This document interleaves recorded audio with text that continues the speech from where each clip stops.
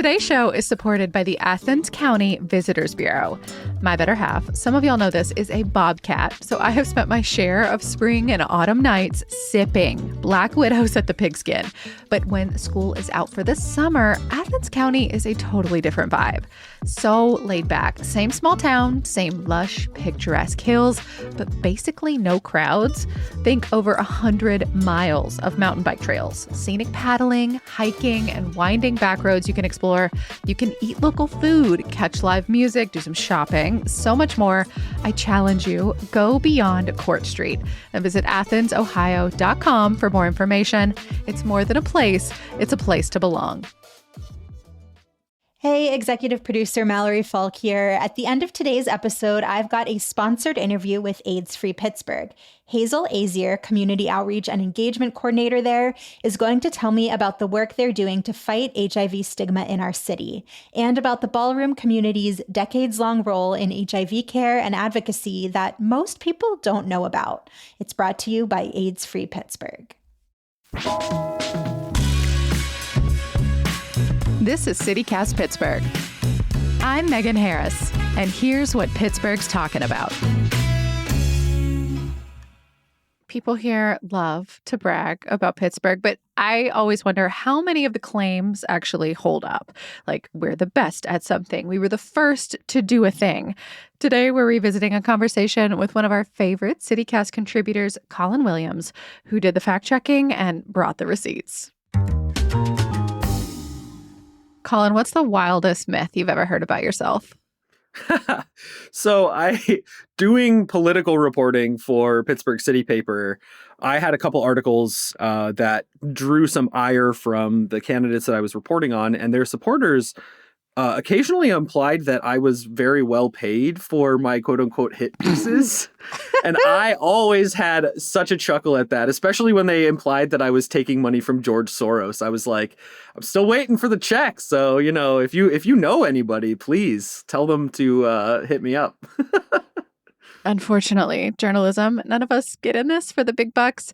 I am with journalist Colin Williams, managing editor over at City Paper, and of course, the CityCast Pittsburgh contributor. Colin, welcome. Yay. Thank you so much, you guys. I'm looking forward to more of these. We brought you here today to talk about Pittsburgh, specifically that we love to say that we are the best or the first or the greatest at something. You wrote about this for City Paper, but we're really excited to dive in because I feel like a lot has changed since that article first popped. Yeah, you know, this made me think a little bit about our episode last week with Ryan Dito of Axios and some of the ways we talked about sort of the vibe shift around Pittsburgh and the fact that our perception outside the city seems to have improved. I think that's a real big thing that's changed since I even wrote this 2 years ago. Just our public image seems to be getting a little bit shinier and slicker. Yeah. I mean, why do you think that local myths stick so hard around Pittsburgh? So, I mean, Pittsburgh, as we know and have discussed, loves to celebrate itself. And I think a lot of this has to do with the fact that, first of all, a lot of people in Pittsburgh have been in Pittsburgh for quite some time. You know, I once caught myself saying, I've only lived in Pittsburgh for 10 years. And I don't think you could ever say that as a New Yorker with a straight face. Like, you would be like a veteran in Brooklyn at this point if you've been there for a decade. But in Pittsburgh, you know, even the fact that I've got roots here, it still is like I'm still working on my Yinzer cred. So a lot of it is those deep roots. But I also think that we had a real chip on our shoulder for a long time about Pittsburgh's bad public image. And there's always that instinct when you're in conversation, especially with somebody from out of town, to set them straight about this city. Yeah. I think I heard it once referred to as like a long steel hangover. Like we feel the need to rectify this like idea of what other people have for us. Let's start with some of those firsts and the best, or at least the myths around them. I will say the claim and you will tell us what's real. So we have the most bridges. So this is a much contested fact, and I would strongly argue that we have some of the most beautiful bridges and some of the most iconic bridges. And a lot of them concentrated in one spot with our beautiful skyline. Like, that's a whole thing. Yeah, I mean, the backdrop at PNC Park, you know, you see however many bridges it is from the 16th Street all the way over to the Fort Pitt and Fort Duquesne bridges. But so the statistics are that the U.S. Department of Transportation says that we have around 297 bridges. So that sounds like a lot. Respectable. Yeah. It's a respectable tally. But for some perspective, Philadelphia across the state has almost twice as many. They have 591. And Houston in Texas, not necessarily a place you'd think of as a bridge city, apparently has as many as 2,300 some bridges. So, but I think a lot of that has to do with landmass, right? Like Pittsburgh just did not acquire as much land. Like we're a really dense little spot. Philly is bigger by land. Houston is absolutely enormous. Yeah, Houston is sprawling. I don't think this is necessarily a fair conversation. And if we were in a country, even I wonder like Canada, what bridges per capita, what that number is, or like bridges per square mile, maybe? That seems like it would be a much more useful statistic here, right? Because if you look at even like the greater Pittsburgh area, you're talking about some of these teeny tiny boroughs like Millvale that have potentially a dozen or more bridges over the creeks that run through them. So it's not necessarily an apples to apples comparison when you're talking about a Philly or a Houston. It also depends on the state. So like with Philly, it actually probably would be apples to apples. But the way I learned this in the wake of the Fern Hollow collapse, the way some measures count a bridge could be like, for example, an on-ramp. That can be its own bridge. And then the high level where you're going, say, eastbound, that's a bridge. The low level where you're going, say, westbound, that's a bridge. So it depends on how they're being counted by the government body in question.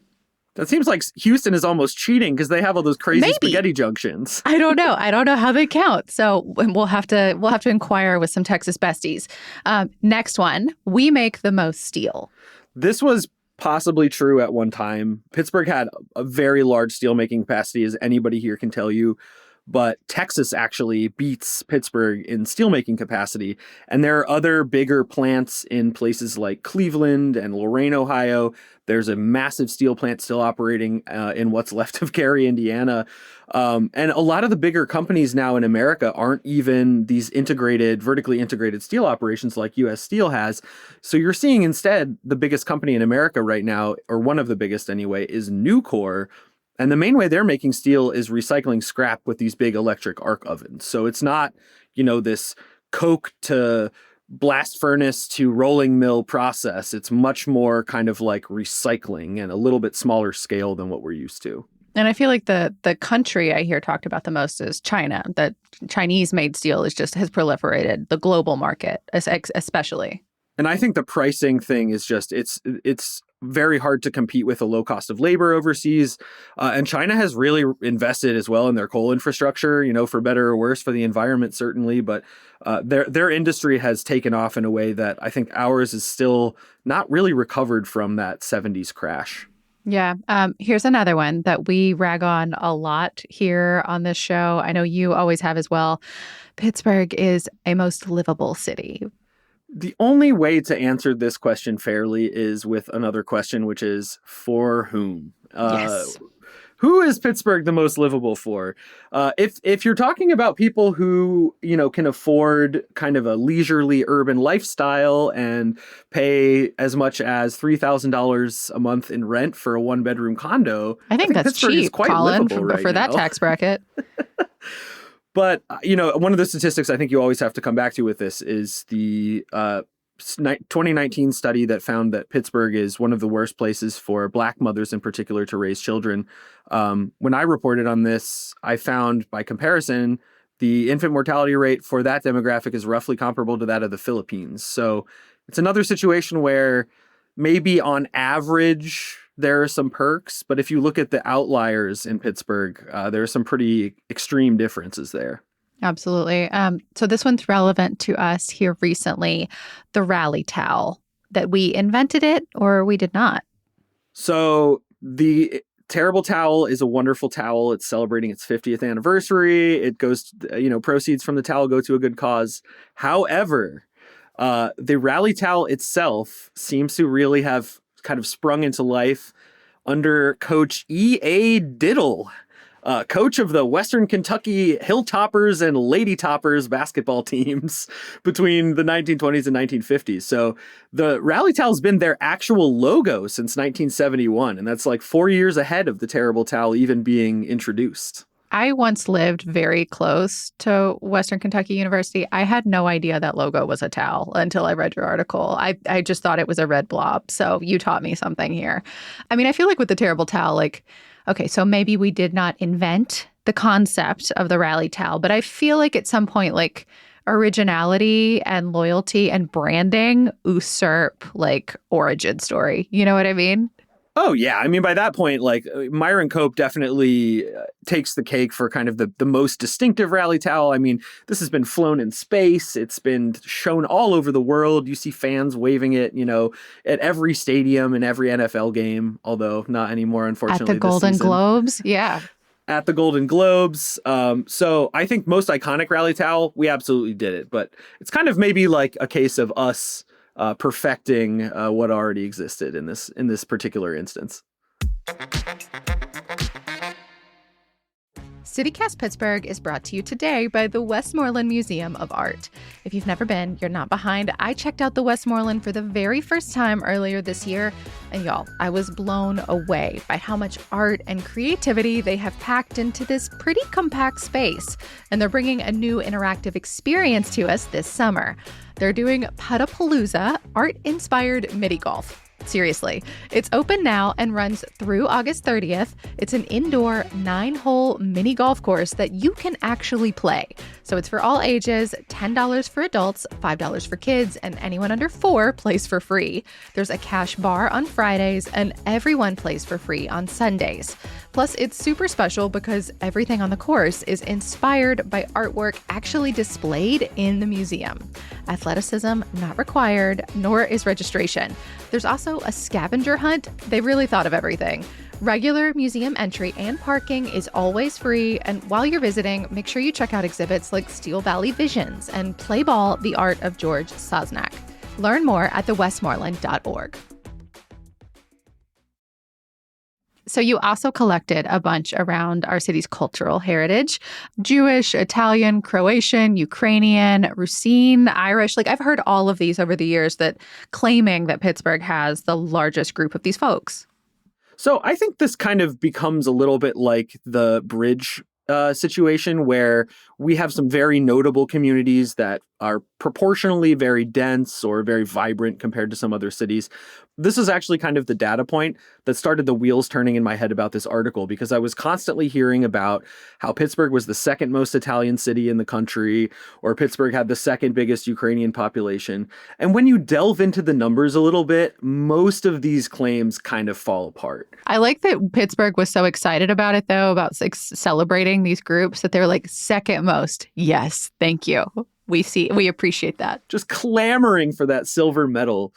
But, we do have a lot of these communities because of our immigration background in our city. So we have a very vibrant Jewish community, but just sheerly in terms of size, if you look at it per capita, this is one that, like, maybe it's one of the biggest urban Jewish communities in the country. But in the broader city, we're just so overwhelmingly white that it kind of drowns out some of these statistics.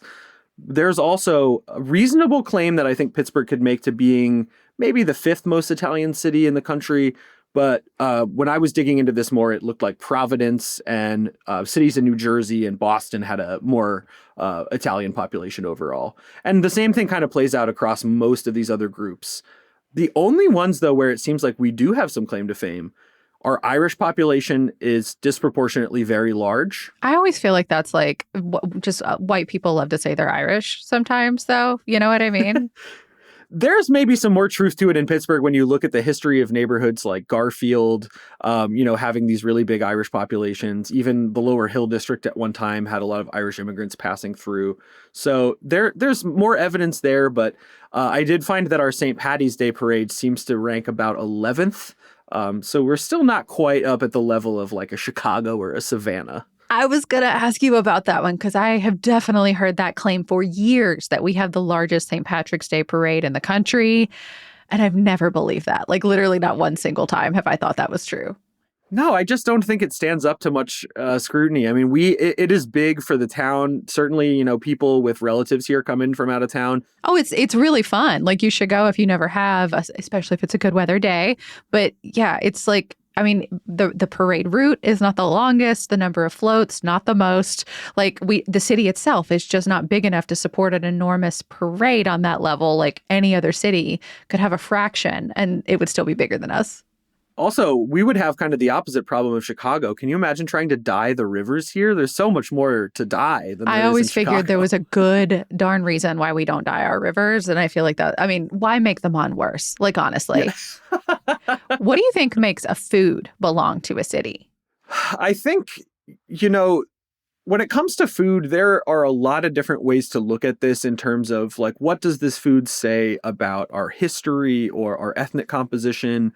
You can also look at how is the food publicized. So Pittsburgh certainly has kind of a claim to fame with the fries on sandwiches thing. I think nationwide, that's what you're probably going to hear if you ask people about Pittsburgh food. Or fries on salads. Don't forget the salads. Or fries on salad, ranch on pizza, that kind of thing. But what, the example you have to use for Pittsburgh is the pierogi. And from what I understand, Cleveland sort of claims the first documented sale of the pierogi. But I have to imagine that around that time, all the cities in this region were, home to these burgeoning Polish populations and Eastern European populations. So I'm imagining probably Youngstown and Buffalo and Detroit also had a lot of pierogies at that point in history. Yeah, the other one I've heard talked about a lot is like the Isley's creation, for example, the Klondike bar, which I believe also lays claim, like Ohio gets that one too, unfortunately. Yeah, we'll give that to Mansfield. I think they could use maybe a leg up in that what they're home to department. We'll give them the Klondike bar. I mean, do you think that there is a line like that we need to acknowledge maybe between like charming local legend and misinformation in this way? I think if you try to pin that down, you're going to make a lot of people mad. But there's definitely, fair enough. With a pierogi though, like maybe Pittsburgh hung on to it more than these other cities. I think there is an argument to be made that Pittsburgh has cherished the pierogi for longer and loved it harder than Cleveland did. We and put so them that in the was a way baseball we got to stadium. lay That made it claim. legit. Cleveland has hot dogs in the baseball stadium. Not as cool. Is there any local myth that you looked at that you want to be true, even though it's not? I want all these to be true. It would be great if we had the second biggest Jewish and Irish and Croatian populations and all of these things. I always love the idea of like the Hollywood of the East, which is just such a silly phrase, or like the Paris of Appalachia. I don't believe any of those things. Like there are places with a much larger market for shooting movies on the eastern side of the U.S., but still, it's a nice thought. And maybe it's aspirational too. Like I can buy that maybe that's an element of all this. Yeah, I would love for the Hollywood thing to be true. I think there are different talking points about Pittsburgh's role in jazz. And one thing that I really want to be true is that Pittsburgh is maybe the second or third most important jazz city in the country.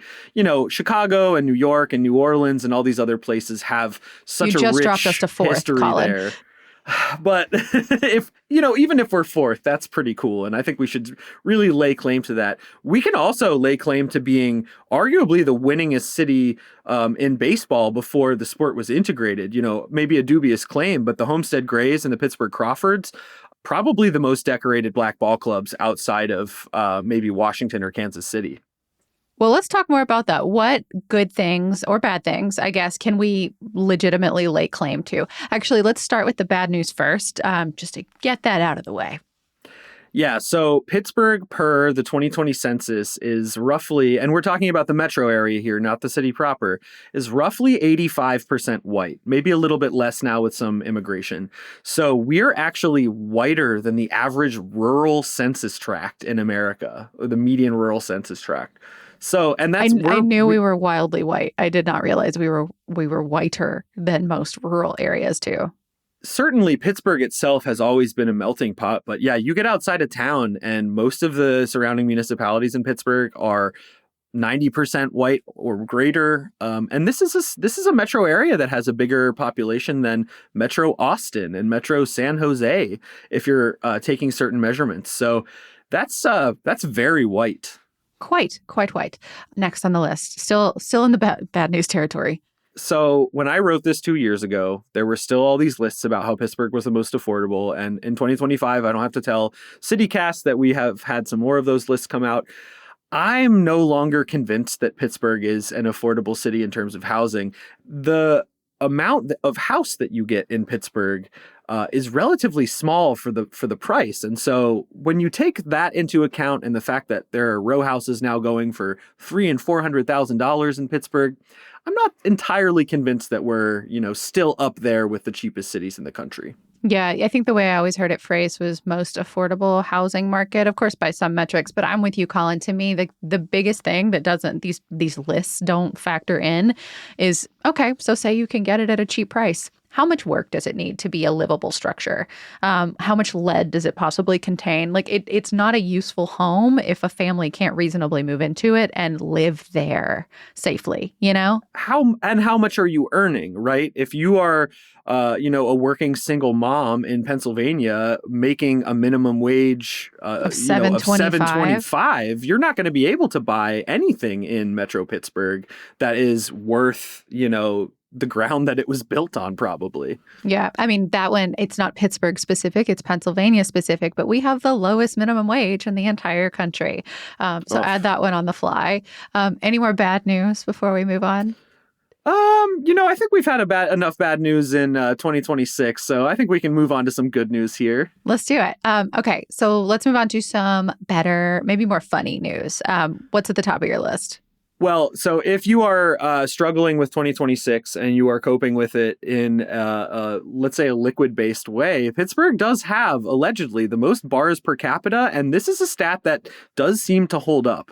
I can also say I was recently in Buffalo, New York for a Buffalo Bills game, which was quite the experience, and you don't have the same sense of a contiguous neighborhood bar district. And, Elwood Village is very cute and Allentown is very cute and there's a lot of great businesses worth supporting there. But you go to Southside or you go to Lawrenceville and we're talking like 20 to 30 blocks in a row of places where you can go, get a beer and a burger if that's what you're into. Yeah, I struggle to imagine that that's true if you factor in things like, like the whole state of Wisconsin, for example. But maybe it's the per capita part that makes it possible, I think. I've also heard that we're like a top beer city, but God, that one feels so subjective. I think that's really subjective, but I would certainly argue that we deserve to be considered with that. I mean, one of the things as well with Buffalo is a lot of the breweries that were there when I first visited the city about 6-7 years ago had actually since closed. We've got Dancing Gnome, we've got Cinderlands, we've got some of these sort of mid-sized local breweries that have won lots of awards. And they all talk to each other too. There's the Pittsburgh Brewers Guild that like has its own like maps and curated crawl opportunities. They have a passport. Like it's fun that they've like figured out how to tap into this and like almost gamify it a little bit for people so you can really have an experience. Absolutely. I was just in a brewery the other day and saw some people getting their passports stamped. Yeah. They've also done some really cool internal conversations about fostering a better work environment and, dealing with a job that's kind of steeped in alcohol. So I think Pittsburgh's beer industry is, positioned pretty well for whatever's coming next for the market. We'll see what that is. I gather that there are some headwinds for brewing right now, but, there are clearly still a lot of reasons to want to drink after the end of the day. Yeah. Another one to shout out too is the nation's biggest and I think first Black Beer Festival, Barrel and Flow, which is also held in Pittsburgh, originated by Pittsburghers. It's just such a fun and cool and very different event. That is a can't miss. And I think the live music alone makes it worth attending, even if you don't drink. It's such a great place to sort of see and be seen and just get your groove on as well. Pittsburgh has also had a lot of legitimate firsts. So these aren't myths. These are real things that we accomplished before anybody else or researchers or scientists did. First and foremost that I think of all the time is like the polio vaccine or heart and liver transplants. Our medical community, like we talk about eds and meds here a lot and this new reputation for Pittsburgh. But that's been going on for a very long time. It's just that it's kind of usurped steel as our reputation, or at least that seems to be the goal. Yeah, there's so many medical innovations to look back on. And I'll give a quick shout out to my grandma who studied pharmacy at Pitt at the time Jonas Salk was working on that vaccine. Whoa. She was an early female pharmacy student at the university. So my grandma was an immunology nurse. So from one grandma to another, hats off. Heck yes, that's the stuff right there. But yeah, when I teach at the Cathedral of Learning, I walk past the sculpture of the man who performed the first heart and liver transplant. And there are lots of innovations happening as we speak right now at the med school there and at the research institutions associated with Pitt, CMU, and other universities. And plus, we've got Duquesne now recently adding a medical school. So that really seems like the DO medical program industry is the industry right now for Pittsburgh. Yeah. And I mean, we've had some setbacks for our journalism and media industry lately, but, some good has come of some of it. And going way, way back, we've had some really cool things that we can lay claim to, like the first commercial radio station at KDKA. The first public TV station was here. That was WQED.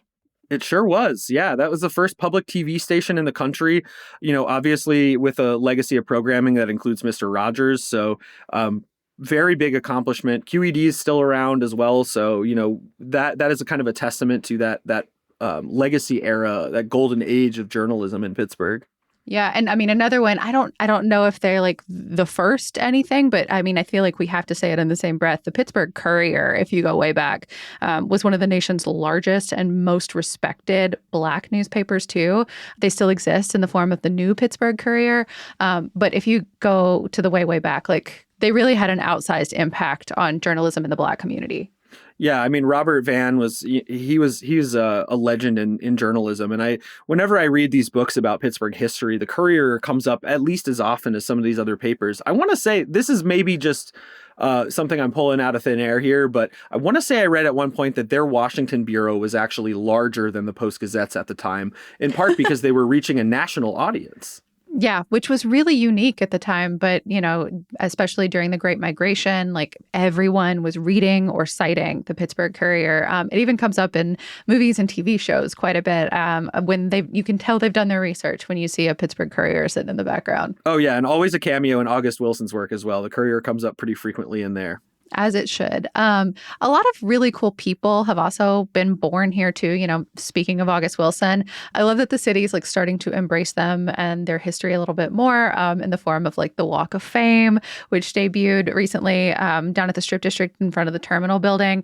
They're actually seeking new nominees for the next class of inductees now. So those nominations are open.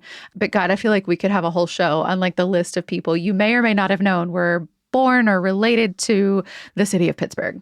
So two of these I actually found out about organically while I was taking a walk on a lunch break when I had just moved to the city. I was walking through the north side and I knew it was going to be the north side. Yeah, and I happened upon a plaque for who else but Gertrude Stein, who's a writer that really influenced me at one time. I continue to be really interested in the modernist period, and she changed the game and was a convener for some of the most kind of respected and decorated writers of the time. That's a big deal. She was born here and didn't spend a ton of her life here or anything, but still cool to claim that one. And on a very similar route, I walked past a house where George Ferris, the inventor of the Ferris wheel, had lived and during most of his life. So, once we get that Esplanade development online, we'll actually finally have a Ferris wheel in the city of Mr. Ferris himself. So some cool firsts there for sure. Yeah, I think from the Ferris wheel, you would be able to see where he would have once walked himself, which is, that's interesting, right? I feel like there's always like different kinds of lists and things like that. I guess bring us home, Colin. What else should Pittsburgh maybe lay claim to, be proud of, a good myth, if you will? A good myth. We were home to the first World Series. Every time you're watching a baseball game at PNC Park, you're sitting basically across the street from where the very first World Series was played between Boston and Pittsburgh. Metro Pittsburgh is home to the first Big Mac. I think maybe a good claim for some and less for others, depending on your point of view there. I'm not a Big Mac guy myself, but I think that's a good point of pride. Yeah. We've also got just so many great connections to the arts. I mean, Mary Cassatt, Andy Warhol. We've got that connection to Keith Haring, who passed through the city.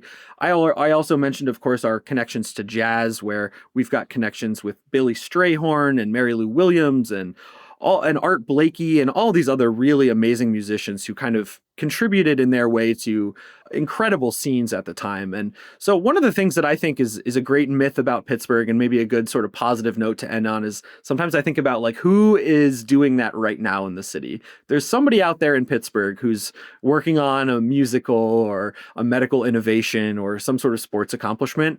So I'm excited to see, who the next people coming through the pipeline are. Absolutely. Do you think there's anything that Pittsburgh should be famous for, but maybe isn't? I think one thing I'm seeing people notice more and more is our proximity to nature. I like to get out and about in the woods, do some hiking. I play disc golf, and I was driving out to play disc golf the other day, 20 minutes outside of the city, and you're in the woods. In most other American metropolises, you're driving through sprawl for half an hour and getting stopped at red lights. Here, you can just kind of be out in nature in a really short amount of time. The parks within the city itself provide some of that as well. So I think Pittsburgh deserves a bigger and better reputation as an outdoor recreation city. We've got all the resources for that. I love it. From your mouth to God's ears, man. Colin, thank you as always. If you want to read more about what Colin found, what's true, what's false, what's maybe somewhere in the middle, we'll have the link in our show notes. Thank you guys again. We'll see you next time. And y'all don't go anywhere. In just a second, we're going to have a sponsored interview with AIDS Free Pittsburgh.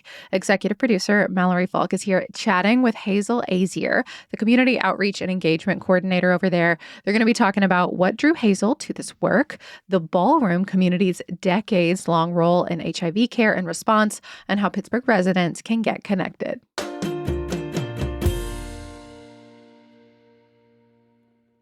Hey, executive producer Mallory Falk here with Hazel Azier, community outreach and engagement coordinator at AIDS Free Pittsburgh. Hazel, welcome to CityCast Pittsburgh. Hello. It is so awesome being here. It's exciting. I've been waiting for this. So I'm just like, let's do it. Let's give it. Let's do it.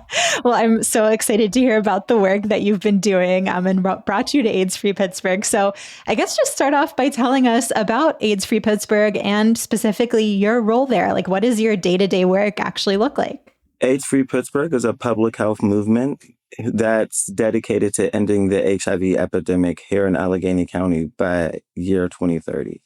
And we do that primarily by trying to normalize HIV testing, increasing individuals' access to PrEP, and improving people's linkage to care.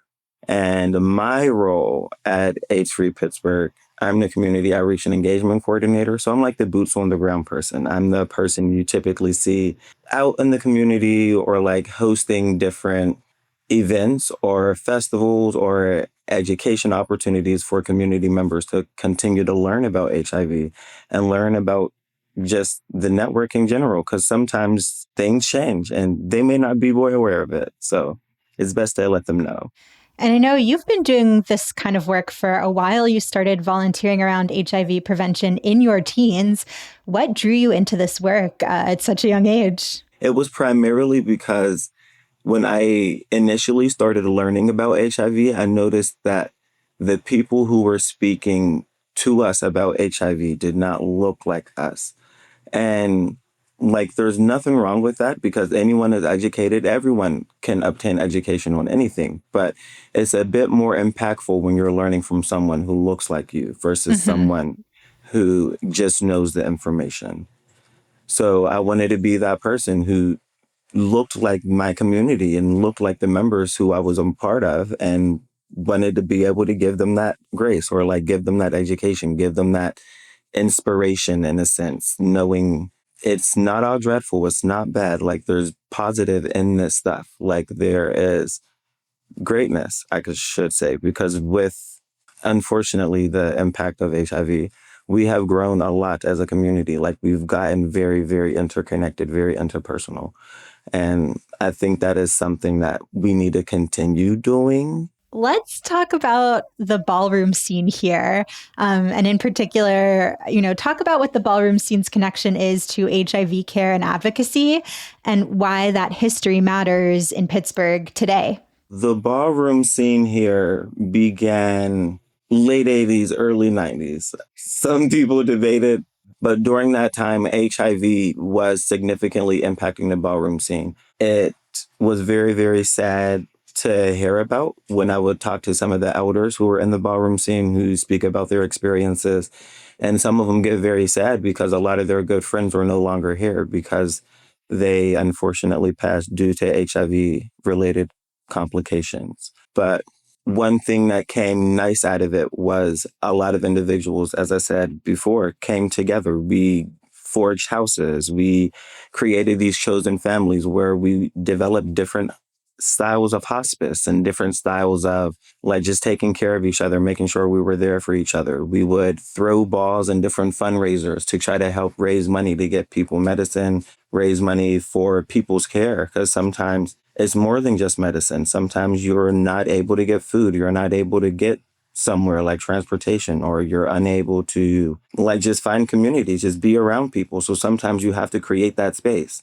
So for someone in Pittsburgh who, hearing all of this, wants to get connected, get tested, or even just learn more, how do they find AIDS-Free Pittsburgh and how can they plug in? There are several ways you can find AIDS-Free Pittsburgh. You can first go to our website, aidsfreepittsburgh.org. That's AIDS free, Free, Pittsburgh with a H.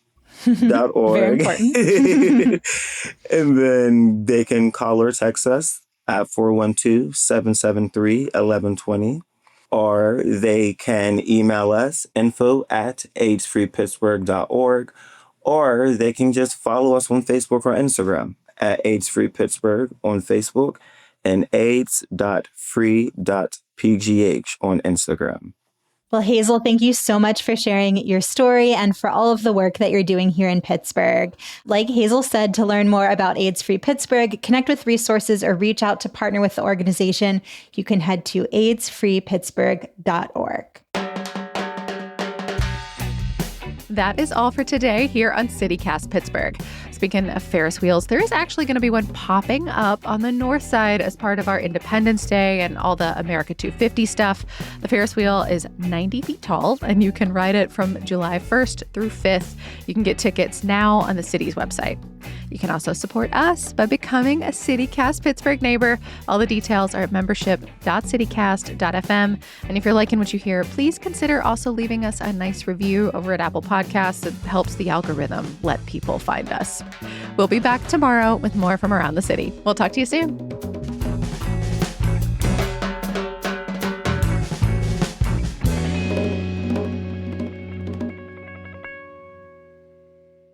Oh, I was going to say CityCast Houston. We can't do that.